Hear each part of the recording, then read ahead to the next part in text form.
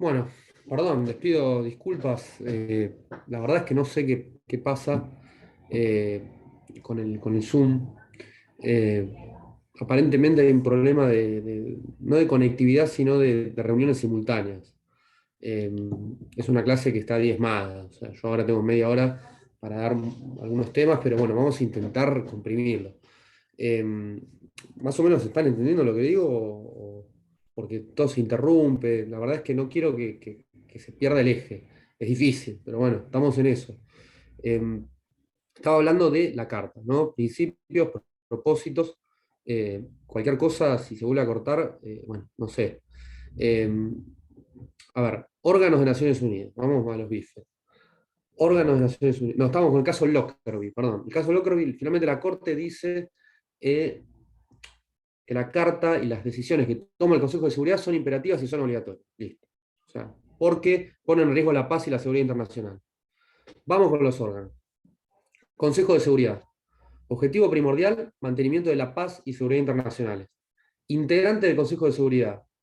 Miembros permanentes, miembros no permanentes. Miembros permanentes, 5. Estados Unidos, China, Francia, Reino Unido y Rusia, que continúa el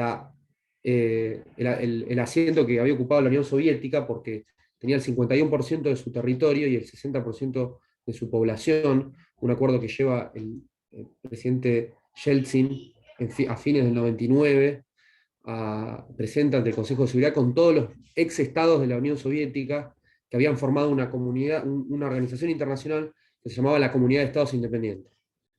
¿Alguien se acuerda cuáles son las ex repúblicas soviéticas? Letonia, Lituania, Estonia, Kazajistán, Turkmenistán, Tayikistán, Uzbekistán, eh, Moldavia, Armenia, Ucrania, Bielorrusia. Estoy olvidando alguna por ahí. Bueno, ya van a aparecer. Asia Central, casi todas. Georgia, hay Georgia y me falta una. Azerbaiyán. Azerbaiyán, ahí 13. Y Rusia. Bueno, estas repúblicas deciden que Rusia iba a ocupar los asientos permanentes en el Consejo de Seguridad que ocupaba la URSS. 15 miembros, los 10 no permanentes los elige la Asamblea General con una mayoría de 2/3. Decide quiénes serán los miembros permanentes, distribución equitativa geográfica.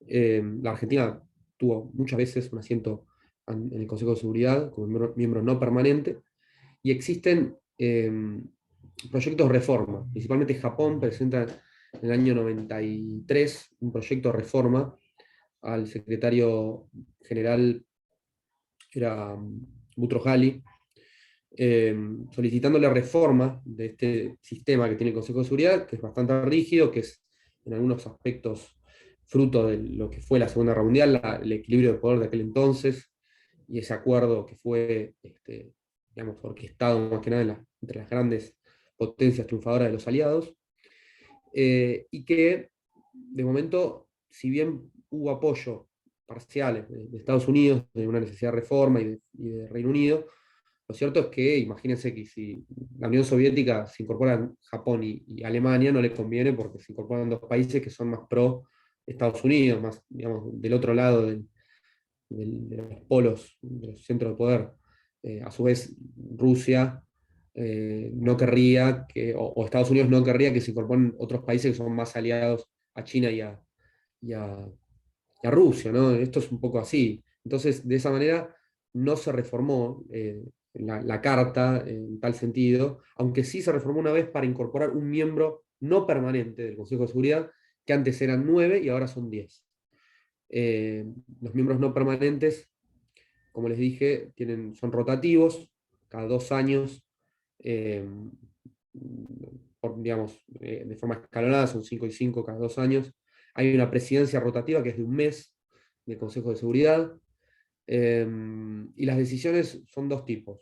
Tienen decisiones que son recomendaciones, meras recomendaciones, que requieren de una mayoría de 9 votos a favor. Y luego están las decisiones sustanciales, que requieren de una mayoría de 9 miembros permanentes, 9 votos a favor, con los 5 votos no en contra de los 5 miembros permanentes. ¿Un voto neutral de un miembro permanente del Consejo de Seguridad equivale a un derecho a veto? El derecho a veto es justamente un voto negativo. La respuesta es que un voto neutral no equivale a un veto. Y esto es por práctica dentro del órgano, ¿no? Dentro del Consejo de Seguridad. En principio, un voto digamos, en abstención no sería una analogía con el voto negativo. Durante la Guerra Fría se puede decir que se reformó parcialmente el sistema porque existía, más que nada en la primera etapa, lo que se llamaba el veto cruzado. O sea, Estados Unidos aplicaba el veto a las resoluciones que proponía la URSS y viceversa. Entonces, cuando fue la Guerra de Corea, en el año 50, se decide, mediante la Asamblea General, que es un órgano deliberativo, que es un órgano en donde todos los estados que participan de la organización tienen un voto, y tienen voz y voto de un voto, por eso se habla de igualdad soberana en ese sentido. La Asamblea decidió, mediante la resolución 334, conocida como Unión Pro Paz, llevar a su cargo el mantenimiento de la paz y la seguridad internacionales, sesionando cuando el Consejo de Seguridad no tomase recaudos en su obligación primordial como consecuencia de este veto cruzado que se aplicaba. Entonces se convocaban sesiones extraordinarias y la Asamblea General emitía recomendaciones. De hecho, este instrumento, que es la Unión Pro Paz, mecanismo que tiene la Asamblea, se utilizó durante casi toda la Guerra Fría, más que nada para conflictos en Medio Oriente, y hace poco hubo una sesión de la resolución 337, cuando fue el tema del conflicto armado entre Rusia y Ucrania, que convocó justamente, como sabía Estados Unidos, que iba a haber un veto en el Consejo de Seguridad por parte de Rusia, decide convocar una sesión ante la Asamblea General que, bueno, en su mayoría votó el proyecto de resolución de Francia, que era condenando el ataque armado, la invasión por parte de Rusia. Asamblea General, como dije, un voto, un Estado, la conforman al día de hoy 193 estados, son los estados que son parte, que son miembros permanentes de Naciones Unidas, estados miembros. El último estado en incorporarse fue Sudán del Sur. Básicamente emite recomendaciones sobre cualquier tema que sea sometido a su orden del día. Tiene un trabajo muy importante en comisiones. Hay comisiones, la Comisión 1 de Desarme y Asuntos de Seguridad, Comisión de Asuntos Financieros, Asuntos Económicos, Políticos, Sociales, Comisión sobre Presupuesto y Administración. Ahí se matan porque es quien pone la mosca para la organización. El Estado que más aporta en Naciones Unidas es la India, segundo Estados Unidos. Sexta comisión era bueno, no recuerdo, pero son 6 comisiones, básicamente. Asuntos culturales, ¿era? Bueno, no recuerdo. Estas 6 comisiones sesionan permanentemente, trabajan permanentemente en comisión, independientemente de que las sesiones ordinarias de Naciones Unidas, de la Asamblea General, se celebran únicamente 3 meses del año. Por eso no es un órgano permanente la Asamblea General. Tiene sesiones ordinarias que se inauguran el tercer martes de septiembre y que finalizan a mediados de diciembre.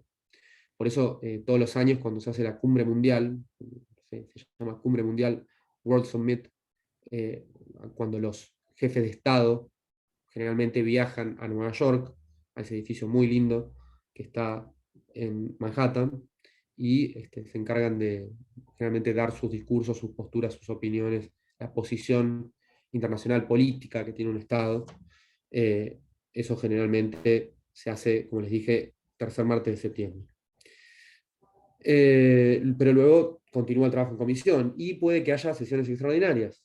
Por ejemplo, la resolución 337 de Unión Pro Paz. A su vez, bueno, es importante destacar que cada órgano se autorregula, puede nombrar sus órganos subsidiarios, en fin, tienen más que nada atribuciones propias dentro del marco de sus competencias. Y luego existen otros órganos como es por ejemplo el ECOSOC. El Consejo Económico Social se encarga básicamente de temas vinculados a cuestiones de economía, eh, culturales, sociales. Es muy abarcativo, es omnicomprensiva su competencia. Básicamente produce informes, se encarga de trabajar con otros órganos subsidiarios, por ejemplo, no sé, el Consejo de Derechos Humanos, el Proyecto de Naciones Unidas para el Medio Ambiente, el Proyecto de Naciones Unidas para el Desarrollo. Trabaja con organismos no gubernamentales, que son observadores permanentes del ECOSOC, que lo conforman 54 estados y que la duración en su cargo es de 3 años, eh, con una distribución geográfica equitativa. eh, y también se asignan generalmente trabajos en comisión por regiones. Por ejemplo, para América Latina está la CEPAL, para África está la CEPA, ¿no? Y así en todas las regiones.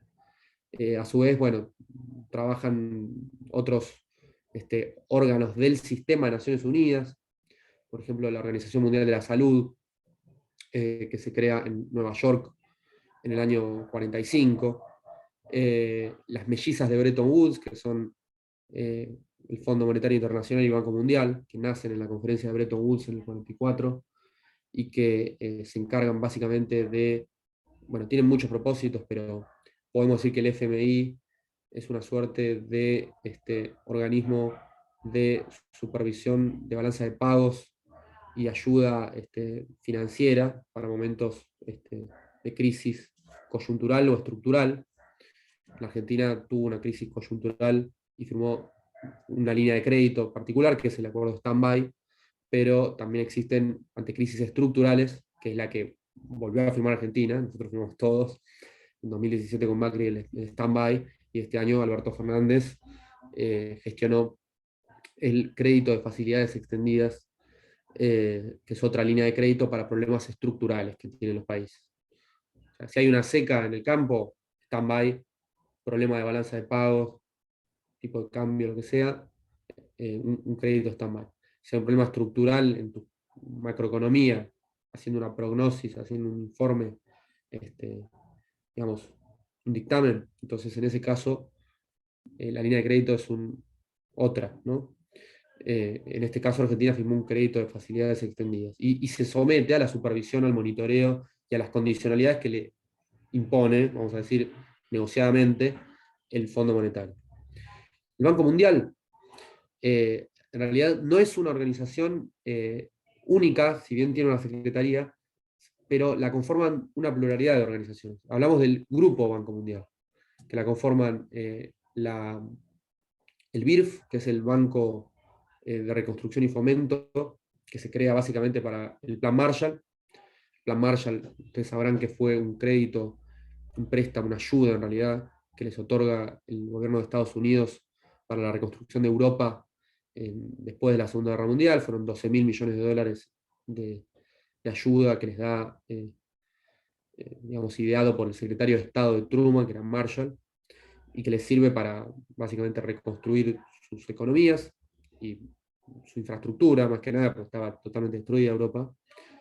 Y luego está el MIGA, que es una organización que sirve como que facilita créditos en garantía, la Corporación Financiera Internacional, que le da créditos a entidades privadas, la Asociación Internacional de Fomento, que le da créditos a economías en desarrollo o, digamos, estados de renta baja, y bueno, y el CIADI, que es un centro de acuerdo de disputas en materia de inversiones, que no es un tribunal arbitral, esto suelen confundírselo, el CIADI no es un tribunal arbitral, ya lo verán con mi amigo Juan Acosta en Derecho Internacional Privado, que es un tema que tengo entendido que le gusta, sino que tiene una nómina de árbitros y en base a los tratados bilaterales de inversión que firman los estados entre sí, en caso de que exista una controversia, se somete a un arbitraje dentro de el compromiso que establece la jurisdicción en favor de los árbitros que se consignan en esa lista que lleva adelante el CIAD. Otras organizaciones, por ejemplo, la FAO, que se firma en Roma y tiene su sede en la ciudad de Roma, que es la Organización Internacional de Alimentos y Agricultura.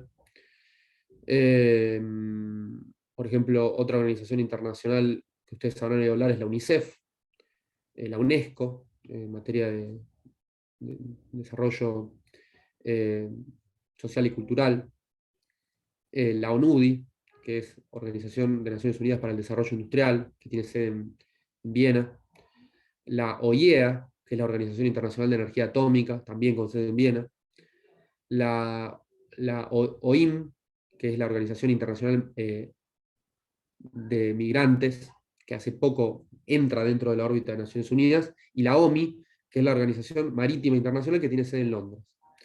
Y así tienen, bueno, ACNUR, oficinas, altos comisionados de derechos humanos. Un órgano muy importante es el Consejo de Derechos Humanos, que lo conforman, es un organismo dentro del ECOSOC, que lo conforman 47 estados. Este año la Argentina preside el Consejo de Derechos Humanos. El embajador Federico Villegas es quien lleva adelante su presidencia este año.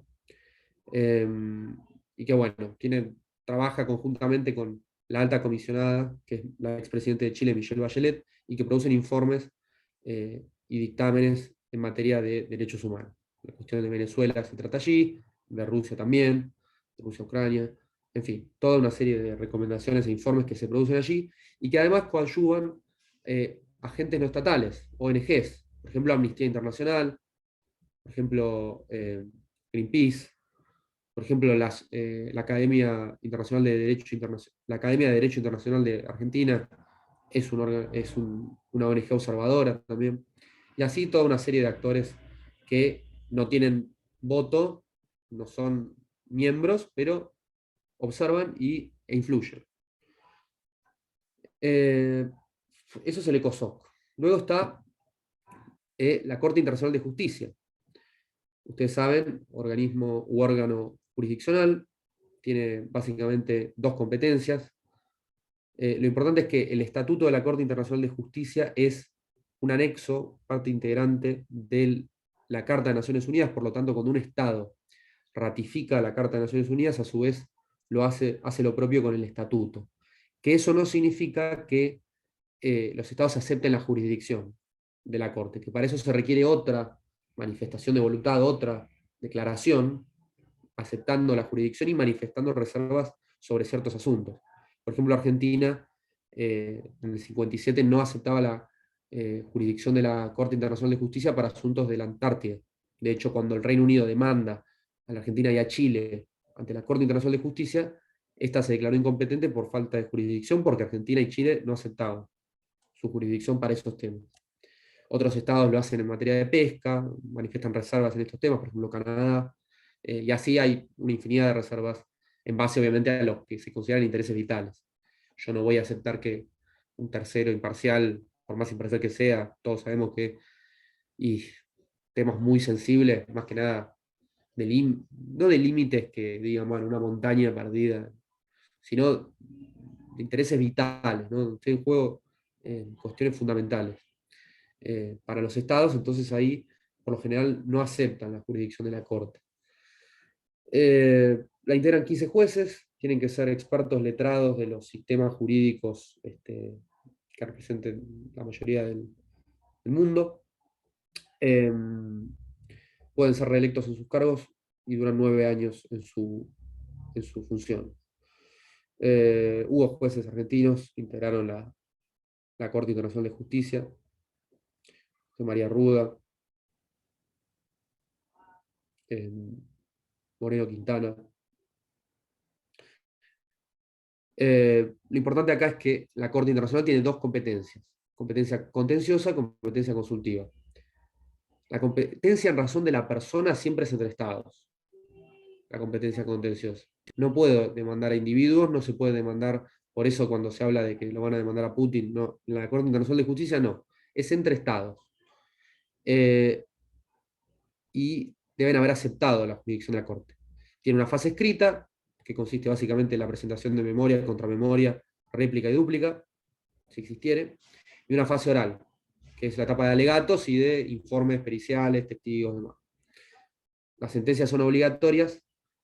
La Corte Internacional de Justicia, en ese sentido, no es el órgano de ejecución. O sea, en Argentina, cuando hay una sentencia definitiva digamos, no existe más remedios procesales y queda firme, quien ejecuta esa sentencia es el mismo tribunal que entendió en esa causa. Juzgado 12 Civil y Comercial de Mar del Plata, por ejemplo.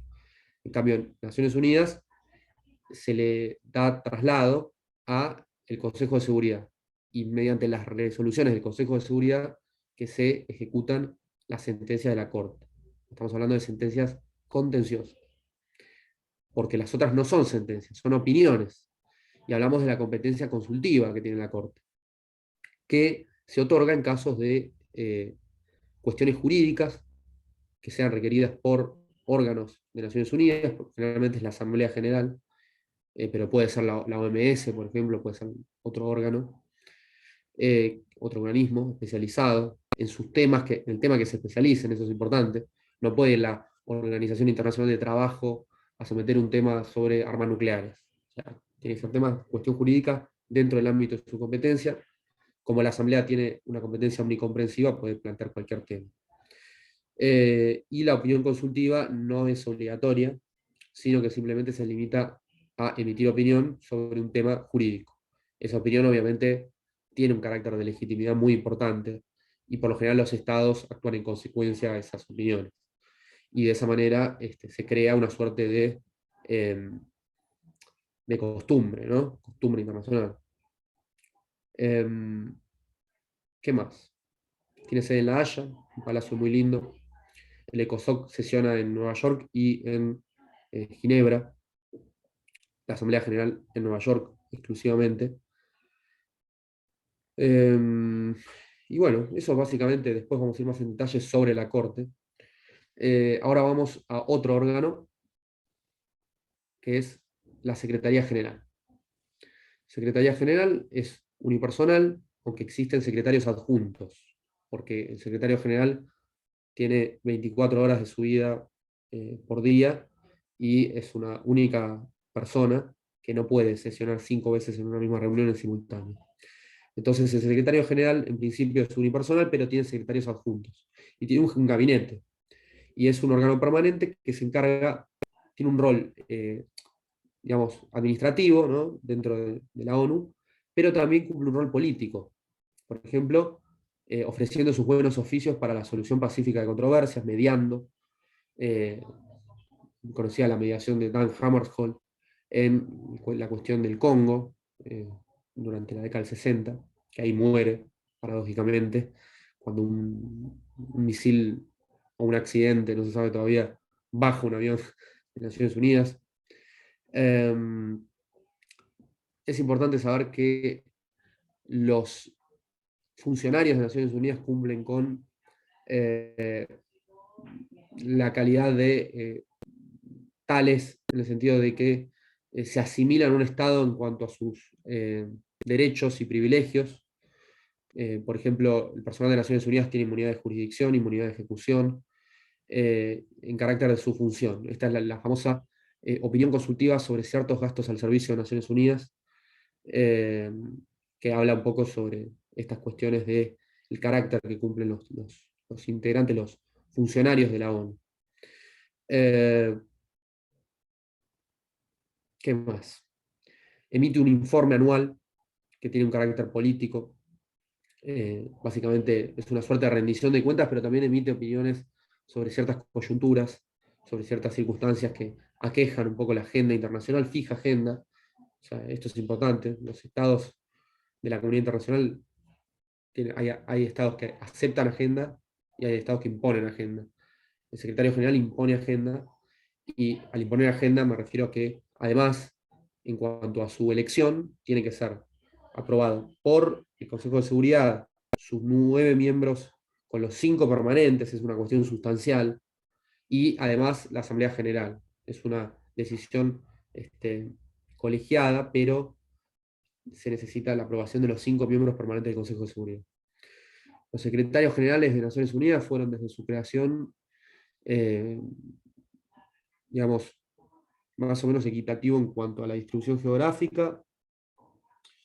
Thierry Bly era el noruego primer secretario general, luego fue Dan Hammarskjöld, Waldheim, austríaco, Javier Pérez de Cuellar, que fue peruano, eh, Boutros Ghali, egipcio, Kofi Annan, ganés, Ban Ki-moon, surcoreano, y actualmente es Ricardo Guterres, que es portugués. Eh, como siempre, hay una afinidad política generalmente hacia los miembros del Consejo de Seguridad, que son quienes lo designan, ¿no? Eh, no hubo secretarios argentinos, hubo sí intentos. El embajador Ortiz de Rosas, por ejemplo, en la década del 70 quiso ser secretario de Naciones Unidas, no llegó, básicamente por el veto británico. Al igual que se especulaba con que la ex canciller Susana Malcorra podía llegar a ser secretaria de Naciones Unidas, que finalmente quedó en carrera porque fue Ricardo Guterres. ¿Alguna pregunta hasta acá?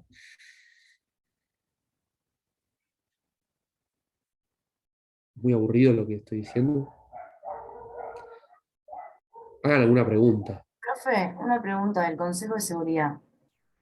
¿Los miembros permanentes, eh, digamos, pueden llegar a cambiar en algún momento o solamente por alguna reforma en el Consejo de Seguridad? Porque no entiendo por qué tipo, se permanecen siendo ellos los miembros permanentes, por así decirlo, valga la redundancia. Cuando termina la Segunda Guerra Mundial, Estados Unidos tenía el 49% de las reservas de oro del mundo y el 30% del poder militar. Y Inglaterra, con Reino Unido, Francia y China estaban. China directamente era otra cosa, porque la Revolución China llega en el año 48, el Partido Comunista Chino, ¿no? De Mao. Y la Unión Soviética, que era el otro gran poder, decide, en base a esta propuesta de Roosevelt, aceptar esta organización. La cuestión de los miembros permanentes del Consejo se dirime en Yalta. Yalta es una conferencia, hubo tres conferencias importantes durante la Segunda Guerra Mundial. Fueron Teherán en el 43, Yalta en febrero del 45, que va Roosevelt, hay una foto famosa que va ya con un bastoncito porque tenía una hemoplegia, estaba falleciendo, que de hecho fallece en abril, asume Truman, y la conferencia de Potsdam. Eh, la conferencia de Potsdam, que fue en agosto del 45. Entonces, a partir de ahí, lo importante es entender que eso un poco estableció cómo fue el equilibrio de poder post Segunda Guerra Mundial, eh, y que de alguna manera dejó o marginó a otros estados eh, que obviamente no ocuparon ese asiento, pero que sí existieron propuestas para que así sea, ¿no? Por ejemplo, Brasil quiso ocupar durante la presidencia de Lula, formó parte de un grupo que quería ocupar un asiento permanente del Consejo de Seguridad. De hecho, el que boicoteaba de alguna manera esto fue Argentina, porque si no, Sudamérica, que sea un asiento permanente rotativo, pero digamos, cuesta aceptar que haya una reforma, porque es una reforma de status quo que en el fondo son muy difíciles que sucedan, a menos que haya coyunturas críticas, momentos, circunstancias, quizá esta lo sea, ¿no? Una guerra en Europa después de tanto tiempo. O sea, existe una guerra de desmembramiento de Yugoslavia, pero entre estados no había existido algo así desde el 45. Bueno, quizá ahora yo creo que es momento de alguna reforma, habrá que ver cómo y cuál, y cómo nos presenta a los estados latinoamericanos, ¿no? ¿Alguna otra pregunta? Vamos a hablar del Consejo de Administración Fiduciaria, que es el otro y último órgano.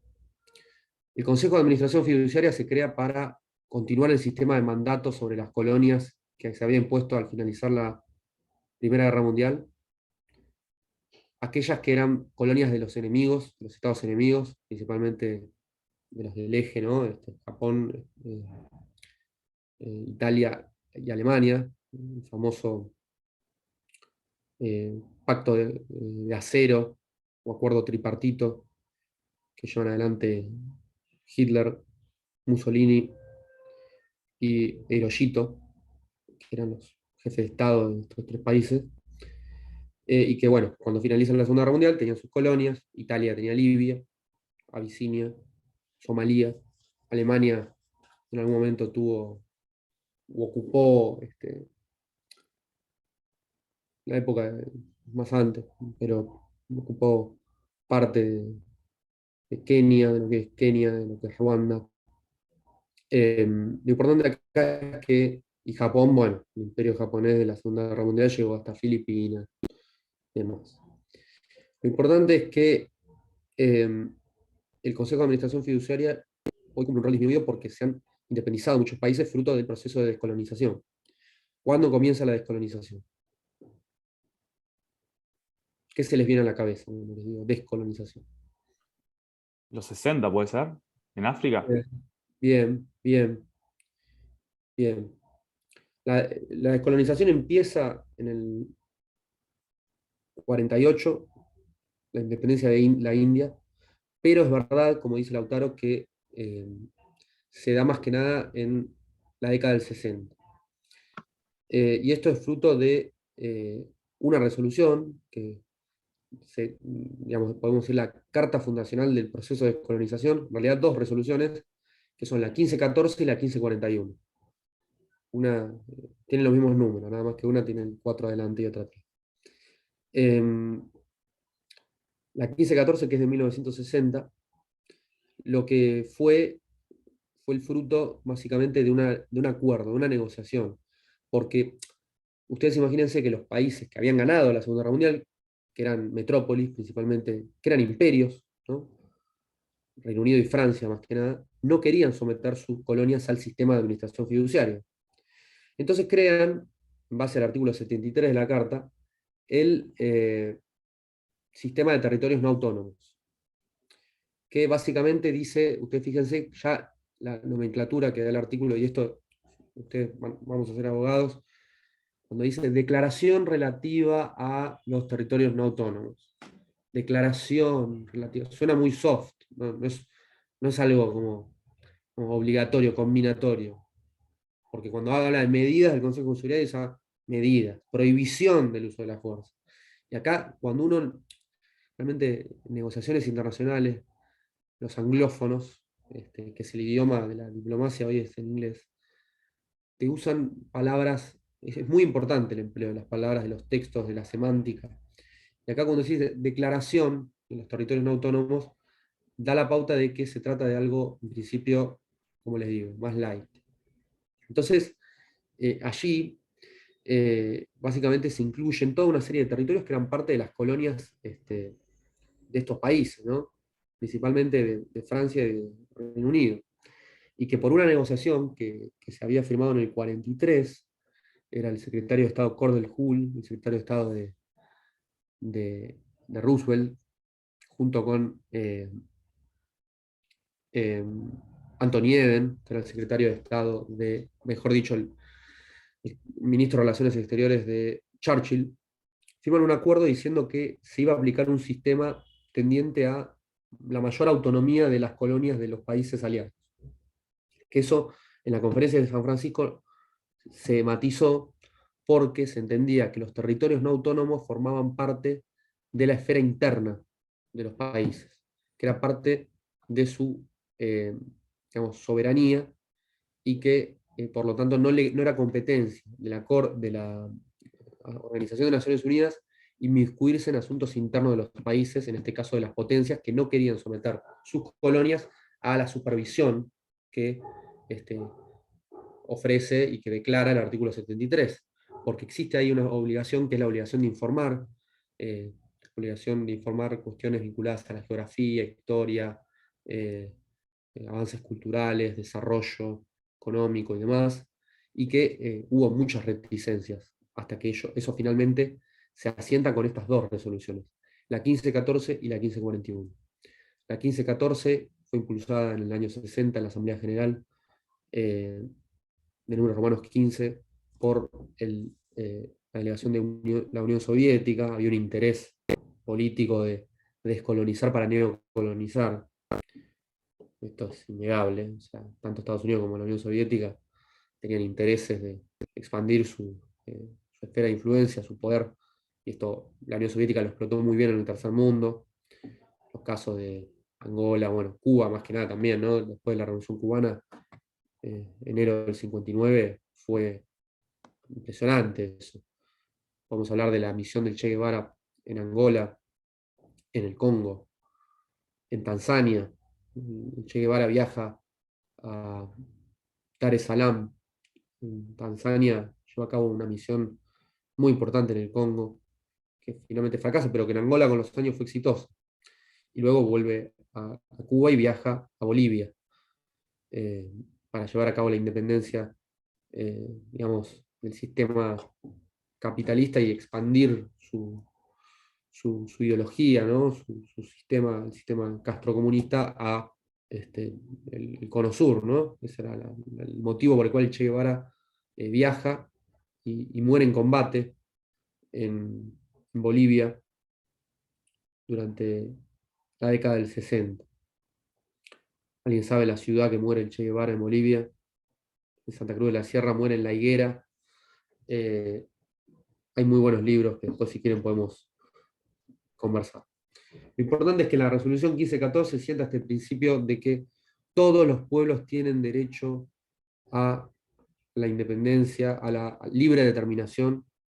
Eh, Todos los pueblos tienen derecho a la libre determinación, y en otro párrafo habla de que todo intento encaminado a quebrantar la integridad territorial o la independencia política de los estados es contrario a los principios establecidos en esta carta y propósitos establecidos en esta carta.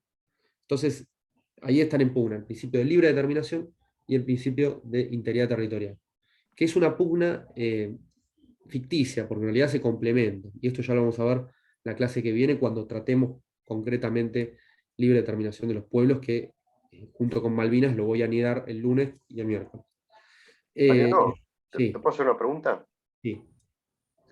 Todo conjunto de individuos, de humanos, ¿se cataloga como pueblo en el derecho internacional? Eso es una excelente pregunta. En realidad, ya vamos a ver cuáles son los requisitos para que exista un pueblo. En principio, uno puede hablar de pueblo cuando hay, digamos, una unidad nacional en ese pueblo distinta a la de un Estado ocupante o un Estado eh, que lo subordine, y que además ocupe un territorio separado geográficamente de ese Estado. Eh, y además, y esto es importante, para que exista un pueblo, en estos términos, el derecho a autodeterminarse, no se puede violentar la integridad territorial. Me refiero a títulos que preexistan a esos pueblos, ¿no? Y en este sentido, eh, si bien todos los pueblos tienen derechos humanos básicos, se los distingue también de lo que son las minorías, porque no todo pueblo tiene derecho a autodeterminarse, pero todas las minorías, todos los pueblos tienen derechos humanos. Y ahí entran en juego dos cuestiones que son distintas, que son, eh, digamos, dos derechos distintos, ¿no? La libre determinación como tal, cumpliendo el requisito de pueblo, ¿no? Los elementos que hacen un pueblo, y los derechos humanos, que esos son universales, inalienables, son para todos, todas las personas, ¿no? Y esto lo vamos a ver la clase que viene, cuando veamos más concretamente sobre Malvinas y sobre otros casos análogos. ¿Alguna otra pregunta?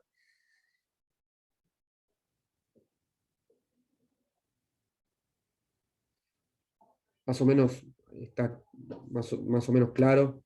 Quiero que lean la resolución 1514 y la 1541, que las vamos a hablar la clase que viene. Así que, bueno, yo no quiero, pido disculpas por los inconvenientes que hemos tenido. Eh, Sobre la Carta de Naciones Unidas es muy sencillo. Yo lo que pretendo es que ustedes la entiendan, no que se la sepan de memoria, sino que la entiendan. Básicamente, capítulo 1, propósitos y principios, lo que ya hablamos. Capítulo 2, órganos. Son los 5 órganos que ya me mencionamos. El cuarto empieza con la Asamblea General. La Asamblea General está subordinada en un punto al Consejo de Seguridad porque no puede tratar un tema en simultáneo al que trate el Consejo de Seguridad. O sea, si el Consejo de Seguridad trata un tema, tiene prioridad por sobre la Asamblea. Es omnicomprensivo, tiene una igualdad soberana, un voto, un Estado, son 193 miembros, todos los miembros de la ONU. Hay miembros observadores, estados observadores u organizaciones, como por ejemplo la OLP, la Organización de Liberación de Palestina, eh, la Soberana Orden de Malta. O sea, hay miembros que participan, tienen voz, no voto. Consejo de Seguridad, capítulo 5. Función primordial, mantenimiento de la paz y seguridad internacionales. Emite recomendaciones u informes a motu propio y bajo la... Yamila, ahí se había ido justo, bueno. Eh, Bajo la órbita de sus competencias, emite informes que son de alguna manera, digamos, iniciados de oficio, lo puede hacer, y también recomendaciones sobre el arreglo pacífico de controversias, capítulo sexto, y decisiones, medidas, en base al capítulo séptimo, en caso de que existan amenazas a la paz, quebrantamiento de la paz o actos de agresión. Capítulo octavo, acuerdos regionales. Eh, ya vamos a ver un poco más adelante. Capítulo noveno, décimo y onceavo, más que nada cooperación internacional, ECOSOC. Y bueno, el capítulo 11 es justamente declaración relativa a territorios no autónomos, artículos 73 y 74. Capítulo decimosegundo, régimen internacional de administración fiduciaria, que como les digo ya casi ha quedado desuetudo. Junto con el 13, 14, Corte Internacional de Justicia, que va con el reglamento del estatuto de la Corte, y el capítulo 15 de Secretaría General, y bueno, después otras disposiciones, anexos, digamos. No es algo muy largo, aunque suene muy largo. Clase que viene, libre determinación, resolución 1514 y 1541, casos de libre determinación de los pueblos, vamos a ver alguna jurisprudencia, y vamos a empezar con Malvinas. Quiero que la clase que viene vengan con todas las pilas, porque les va a servir para el problema 1. Y además es un tema que tienen que saber como argentinos, como abogados y como personas moralmente íntegras y probas, que hacen al interés nacional todos los días, de acá a 20, 30 años. Ustedes van a ser la élite de este país, son abogados, van a ser abogados y van a tener que tener una vocación y un sentimiento nacional que represente, no es chauvinista lo que digo, ¿no? Pero es un poco saber de qué está hecho el país, por qué somos argentinos, qué es ser argentino. Y ser argentino eh, tiene que ver con defender la soberanía de nuestros territorios, de nuestras islas, de nuestros legados, de nuestros héroes, veteranos de guerra, que el 2 de abril del 82, y conmemorándose el 40º aniversario, este sábado, el 2 de abril, vale la pena recordarlos y honrarlos, ¿no? Así que es importante que nosotros tengamos esa vocación y como abogados respetemos la Constitución, la disposición transitoria primera y todo lo que nosotros podemos reivindicar. Así que, bueno, eso por un lado. Por el otro, para ser argentino no hace falta saber cuáles son los símbolos nacionales. ¿Alguien sabe cuáles son los símbolos nacionales? O acordarse el gol de Maradona en el 86, que se subasta la camiseta por 5 palos verdes. Los símbolos nacionales son el himno, el escudo y la bandera nacional. Luego hay emblemas nacionales, la escarapela, el vino Malbec, otros emblemas. Los símbolos son esos tres. Sepan el himno, la marcha de San Lorenzo, eh, Aurora. Con eso no significa, como les digo, ser un patriota acérrimo, sino saber qué es nuestro país, respetarlo, quererlo y hermanarse con nuestros connacionales y con ciudadanos que, bueno, somos todos nosotros. Y yo creo que este país puede avanzar. Le tengo mucha fe a la Argentina. No elijo irme de Argentina, elijo trabajar para Argentina y elijo eh, representar a la Argentina. Así que, bueno, esperemos que eso lo podamos hacer todos los días de nuestra vida, todos. Cuando vamos a tribunales, cuando tratamos con un colega, con un cliente y con nuestros conciudadanos. Así que bueno, después de este mensaje tan lindo y emotivo, me despido y si no hay preguntas, cerramos acá. Gracias, Mariano. Bueno, gracias Mariano Tocayo, Lautaro, bien la intervención y bueno, vamos bien. Hasta luego. Hasta luego. Profe. Luego.